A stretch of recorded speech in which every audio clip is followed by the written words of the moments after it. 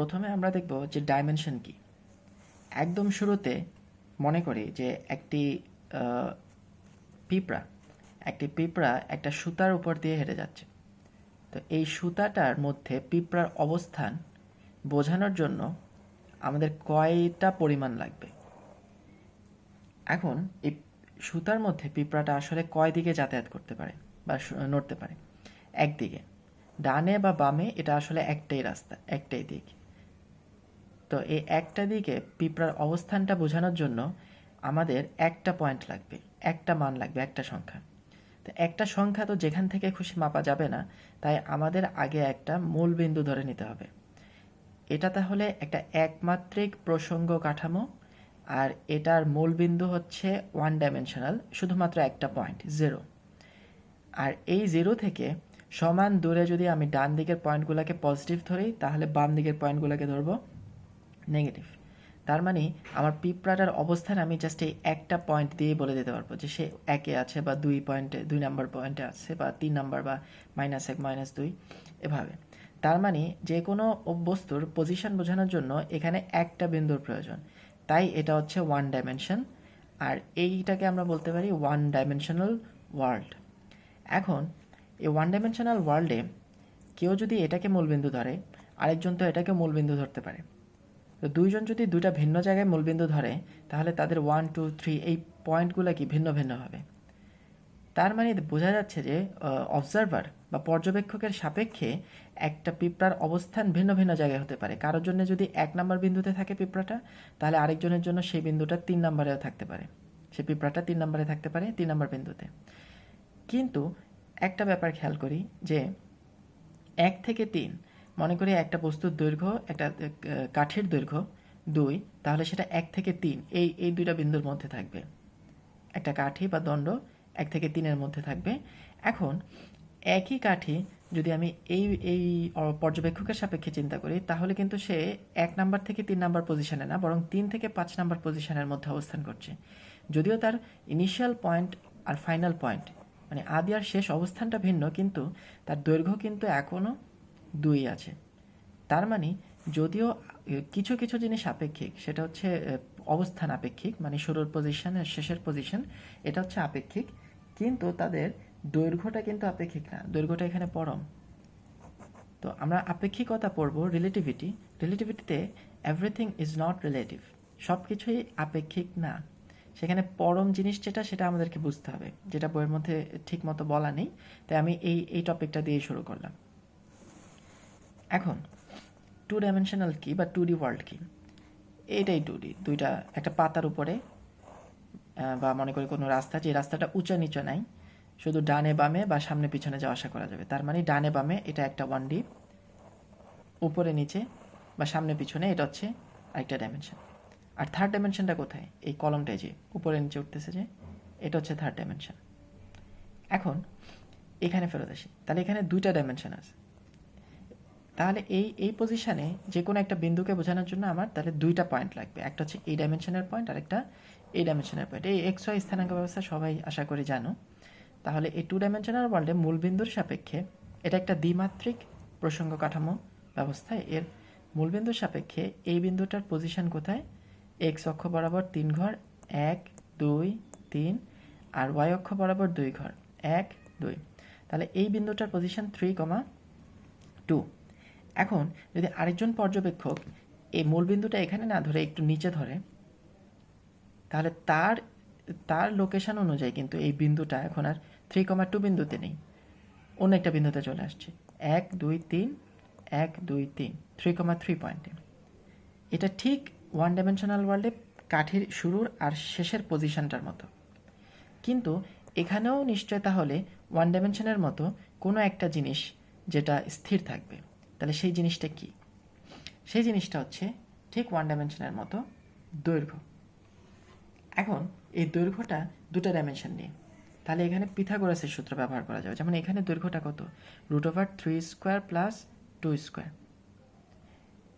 এখন আমরা কিন্তু মূলবিন্দু থেকে দৈর্ঘ্য মাপছি না, দৈর্ঘ্য হবে একটা বস্তুর, তাহলে একটা বস্তুর 2টা পয়েন্ট থাকবে, একটা ইনিশিয়াল পয়েন্ট আর একটা ফাইনাল পয়েন্ট। লক্ষ্য করি এই বস্তুটা, এটার initial point A1, final point A2। তাহলে একটু যদি ভালো করে খেয়াল করি যে a1 আর a2-র y স্থানাঙ্ক কিন্তু সমান, y বরাবর a1টা যে বিন্দুতে a2টাও একই বিন্দুতে, তাহলে y পজিশনের এই দুইটা বিন্দুর মধ্যে কোনো ডিফারেন্স নেই। তাহলে এখানে del y equals to 0, del y equals to 0। আর এখানে x পজিশন কিন্তু দুইটা বস্তুর ভিন্ন, তাহলে x পজিশন বরাবর এদের একটা দূরত্ব আছে। তাহলে x বরাবর এদের দূরত্ব কত? Del x equals to b। একটু খেয়াল করি, আমি এখানে x1 আর এটাকে y1 ডাইমেনশন ধরেছি, তাই এখানে ডেল y1 আর হচ্ছে ডেল x1। তো ডেল x1 আমি এক্স্যাক্ট কোনো বিন্দু দেইনি, তাই এটার মান ধরে নিয়েছি b, ধরে নিয়েছি এটার মান b। এবার খেয়াল করি, যদি অন্য কোনো পর্যবেক্ষকের সাপেক্ষে, এই ছবিটা একটু কমপ্লিকেটেড লাগতে পারে, তাই আমি একটু ভেঙে ভেঙে দেখাই। এই x1 আর y1 আগেরটাই, x1 আর y1 আগেরটাই, খেয়াল করুন, x1 y1 আগেরটাই।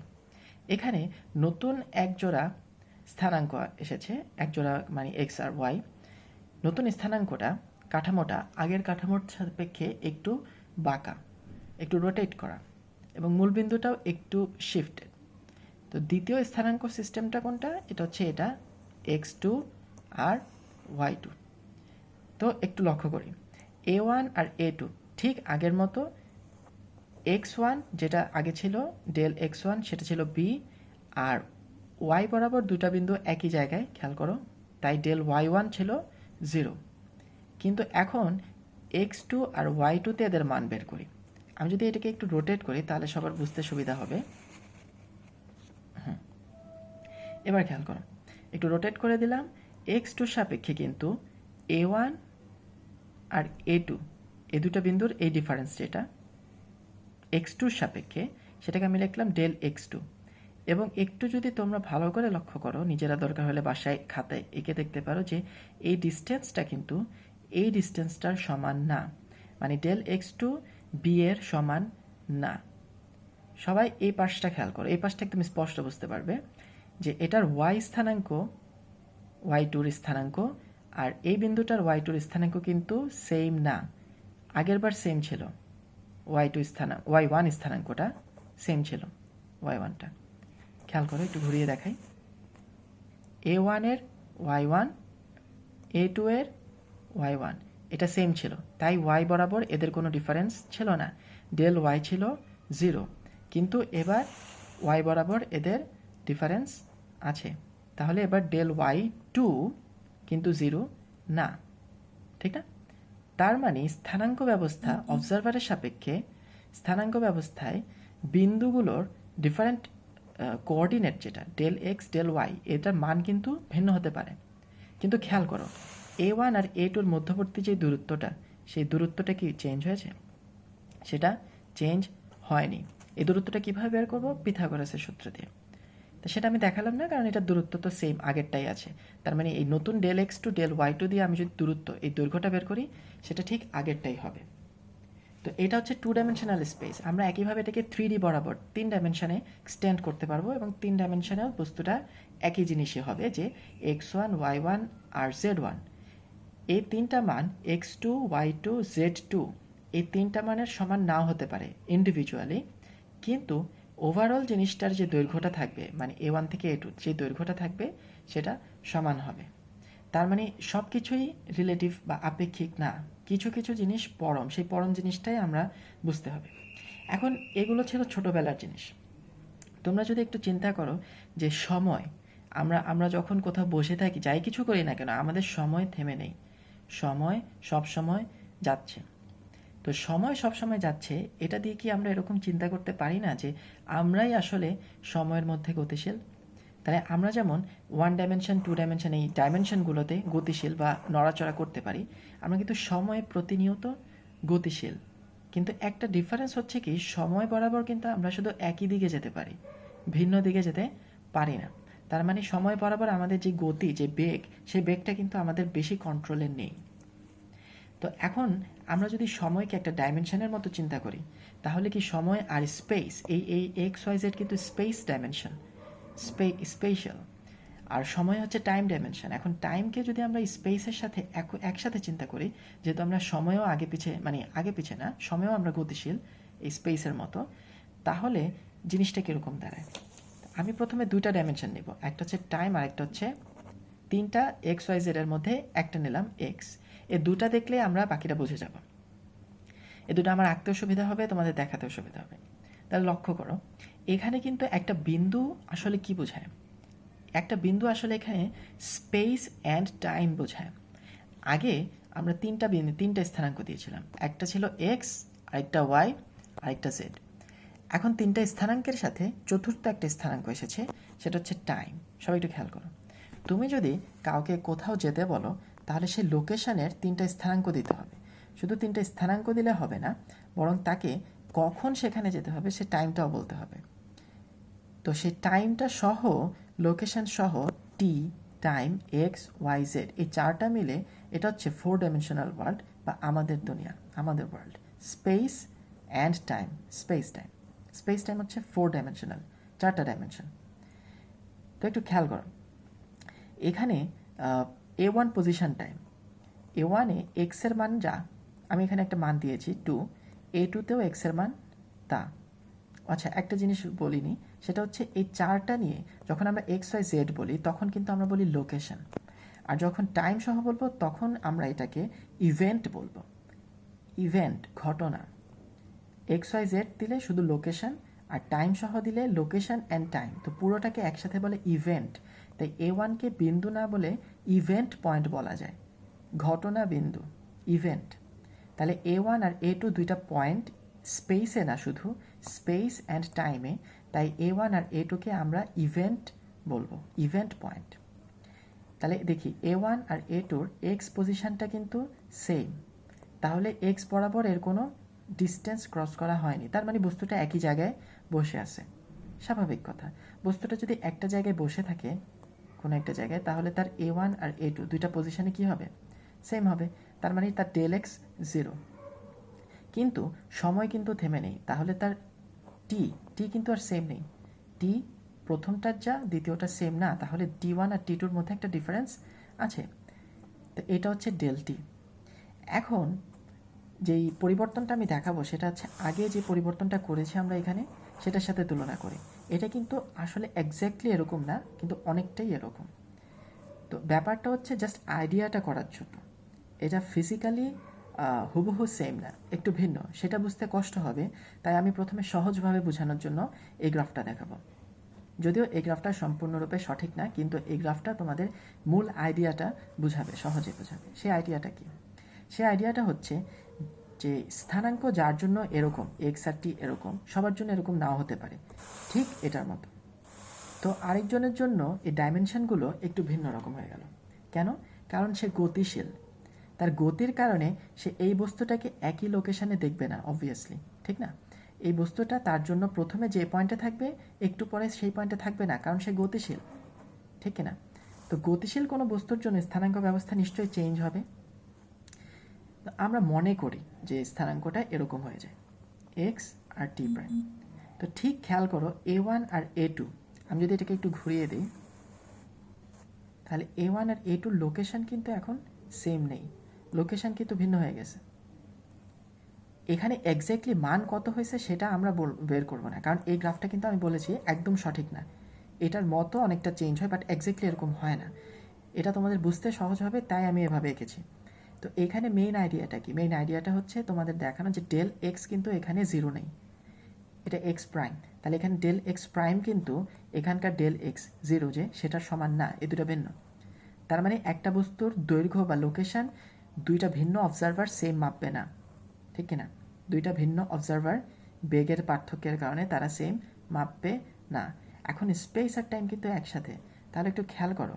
তো স্পেস আর টাইম যদি একসাথে হয়, তাহলে কি এই পয়েন্ট, এই যে এই পয়েন্ট দুইটা টাইমের যে ডিফারেন্সটা ডেল টি প্রাইম, এটা কি আগের ডেল টির সমান হবে?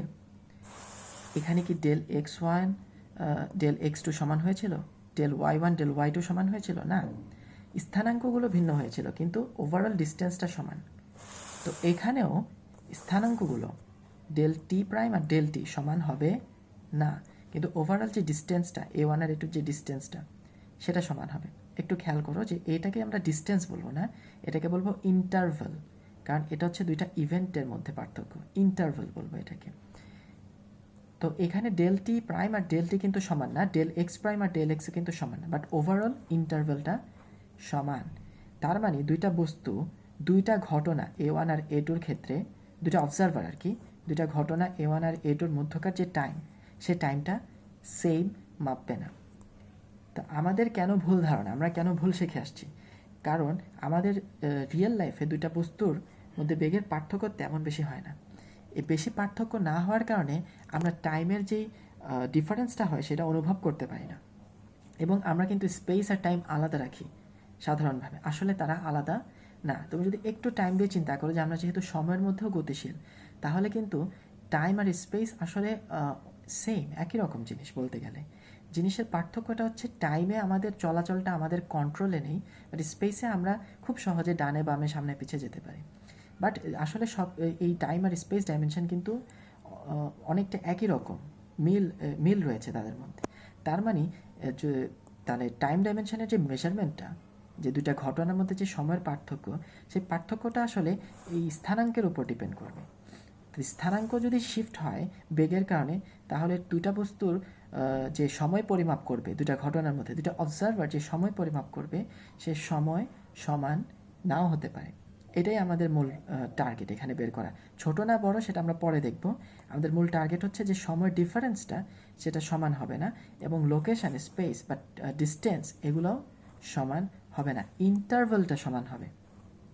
ইন্টারভাল আমরা আগে পর্যন্ত যা জেনেছি সেটা হচ্ছে ডিস্টেন্স, যেটা সেটা সমান হবে, স্থানাঙ্কগুলো ভিন্ন হতে পারতো, কিন্তু এখন আমরা স্পেস আর টাইম একত্র করে ফেলেছি।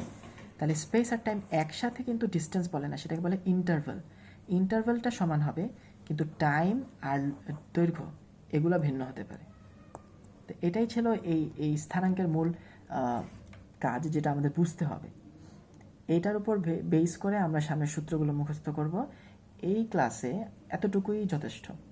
উপরের ক্লাসের লেকচার যারা দেখতে আগ্রহী তারা আলাদা লেকচারগুলো দেখতে পারো, কিন্তু সেটা এইচএসসির জন্য নয়।